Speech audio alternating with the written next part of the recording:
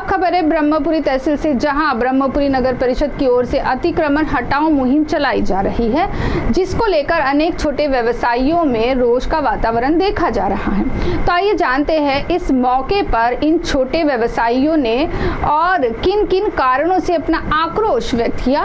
CTV प्रतिनिधि मधुकर मेश्राम की इस खबर में। ब्रह्मपुरी नगर परिषद की ओर से ब्रह्मपुरी में अतिक्रमण हटाओ मुहिम शुरू है। वहीं अनेक स्थानों पर इस मुहिम का समर्थन किया जा रहा है, कहीं इस मुहिम का जोरदार विरोध किया जा रहा है और इस अतिक्रमण हटाओ मुहिम से शहर में एक विवाद निर्माण हो गया है और इस कार्रवाई के विरोध में प्रभावित व्यवसायियों में काफी आक्रोश देखा जा रहा है। कुछ पीड़ित व्यवसायियों का कहना है कि पूर्व सूचना के बाद कम से कम 7 दिनों के बाद अतिक्रमण हटाना चाहिए था, मगर नगर परिषद ने ऐसा न करते हुए सूचना के दूसरे दिन ही अतिक्रमण हटाना शुरू कर दिया। वहीं अतिक्रमण हटाने के नाम पर गरीबों के उदर निर्वाह पर संकट आ पड़ा है, ऐसा आरोप नागरिक कर रहे हैं। ब्रह्मपुरी शहर के कृष्णानंद हॉस्पिटल, छत्रपति शिवाजी महाराज चौक, फवारा चौक, प्रमुख बाजार आदि स्थानों पर रास्ते के किनारे लगने वाले पान ठेले तथा हाथ ठेलों पर यह कार्रवाई की जा रही है। गौरतलब है, पिछले अनेक वर्षों से इस छोटे व्यवसाय से इन सभी के परिवार का उदर निर्वाह चल रहा था और अब यहाँ से अतिक्रमण हटाने के बाद उनके उपजीविका पर एक गंभीर प्रश्न निर्माण हो गया है। वहीं अनेक पीड़ितों का कहना है कि किसी भी प्रकार की कोई पर्यायी व्यवस्था